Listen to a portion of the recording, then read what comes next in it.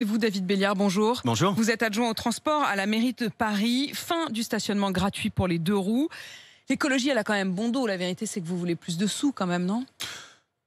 Évidemment, il y a un aspect financier, on ne va pas se dire le contraire, mais en fait là, on n'est pas du tout sur une réforme qui est une réforme financière. Ce qu'on veut, c'est réguler plus l'espace public et puis aussi mettre fin à une inéquité, à une injustice. Pourquoi les propriétaires, les utilisateurs de scooters, de motos thermiques, puisque l'électrique restera parfaitement gratuit, pourquoi ils ne payent pas alors qu'on demande un effort aux automobilistes qui, eux, s'acquittent d'un stationnement Mais qui est un l'injustice, elle aurait stationnement pu être payant. dans l'inverse, c'est-à-dire que finalement, vous n'auriez plus fait payer une personne. Donc en fait, Pourquoi est-ce que l'injustice, c'est toujours dans le sens parce que de... vous, ça vous choque pas de pas faire payer des gens qui utilisent des voitures ou des véhicules qui polluent, qui font beaucoup de bruit, beaucoup de bruit. Aujourd'hui, moi, je suis interpellé tous les jours sur la question des nuisances sonores et c'est beaucoup, c'est beaucoup les deux roues motorisées. Donc aujourd'hui, il y a un coût. Il y a un coût pour la société, il y a un coût pour la ville. Lorsque vous utilisez une voiture, lorsque vous utilisez un deux roues motorisé, on est en plein pic de pollution à l'ozone. C'est un impact pour notre santé. C'est 500 morts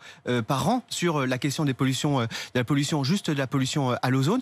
Donc ce coût-là, il est normal, il est juste qu'il soit compensé en partie, en toute petite partie, par l'effort que nous allons demander. C'est quand même un effort important, hein, David Béliard. Ça va être non seulement 3 €, en effet, je le disais, pour le centre de Paris, pour les deux roues, par heure, hein, évidemment. Et puis pour les voitures, ça va passer à 6 €. Vous imaginez, qui sont ceux qui viennent en voiture à Paris ? Au fond, c'est ceux qui ne sont pas parisiens. Les Parisiens n'ont plus de voiture. C'est ceux qui habitent autour, c'est ceux qui sont en banlieue, c'est ceux qui sont en province. Quand ils viennent à Paris, imaginons qu'ils garent leur voiture pendant 2 heures, ça va leur coûter 12 €. Mais 12 €, c'est colossal. Vous savez, aujourd'hui, lorsque vous habitez en banlieue et que vous venez travailler à Paris, pour 80% de ces gens-là, ils prennent déjà les transports en commun. Ça, c'est la réalité d'aujourd'hui. Et ensuite, sur les 20% restants, il y a énormément de professionnels. Ces professionnels, ils bénéficient de tarifs qui sont des tarifs attractifs. Et d'ailleurs, je vais vous dire, c'est d'ailleurs une des solutions, en tout cas une des mesures que j'ai annoncées hier, c'est que les professionnels qui sont aujourd'hui en grande couronne vont pouvoir bénéficier de ce qu'on appelle la carte ProMobile et donc d'avoir des tarifs de stationnement. La carte ProMobile, c'est 240 €. Le tarif horaire, 240 € par an, évidemment. Et le tarif horaire pour les professionnels, ce sera 50 centimes. 50 centimes l'heure, et ce qui leur permettra d'avoir un tarif qui est un tarif extrêmement attractif. Ce que vous faites à Paris, David Béliard, vous pensez que c'est le mouvement vers lequel il va falloir arriver dans toute la France ?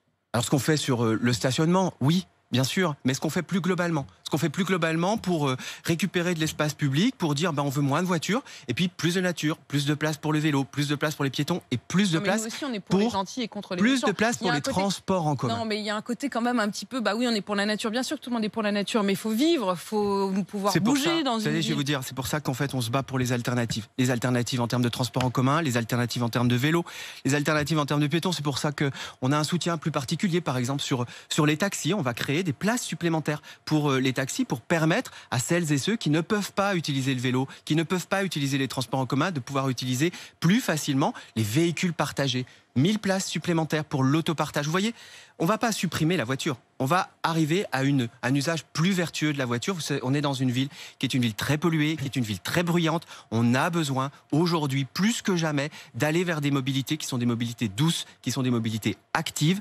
Et c'est ce que nous faisons à Paris et c'est la politique que nous menons à la fois sur les tarifs et plus largement.